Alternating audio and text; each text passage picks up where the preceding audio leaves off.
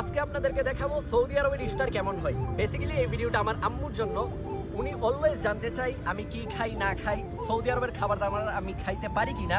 আর রমজানে তো উনি আরও বেশি টেনশন করে যে রমজানের সময় আমি ইফতার কি করি। সো আম্মু আপনাকে দেখাই, এখানে সবই আছে অলমোস্ট।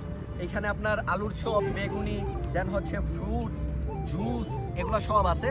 জাস্ট একটা জিনিস মিসিং, সেটা হচ্ছে আপনার হাতে বানানো সেই বুটমুড়ির স্বাদ। ওইটা আমি এখনো বলতে পারি না। আচ্ছা যাই হোক, এখানে আমরা সবসময় ইফতার করি একটা খাবার দিয়ে, যেটা হচ্ছে সৌদি আরবের বিখ্যাত খাবার খ্যাপসা। হয়তো অনেকে এটার নাম জানেন। এই সেই খ্যাপসা। খ্যাপসার সাথে আছে শোরবা, যেটা একসাথে মিক্স করে খাইতে হয়। তো আমার সাথে আমার ছোটো ভাই আছে। ছোটো ভাই, আজকের এক্সপিরিয়েন্স কেমন তোমার? ভালো লাগতেছে?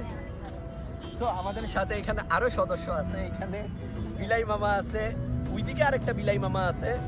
তো ওদেরকে সাথে নিয়ে আমরা আজকে ইফতার করব। সবচেয়ে যেই মজার বিষয়টা সেটা হচ্ছে এরকম খোলা আকাশের নিচে ইফতার করা।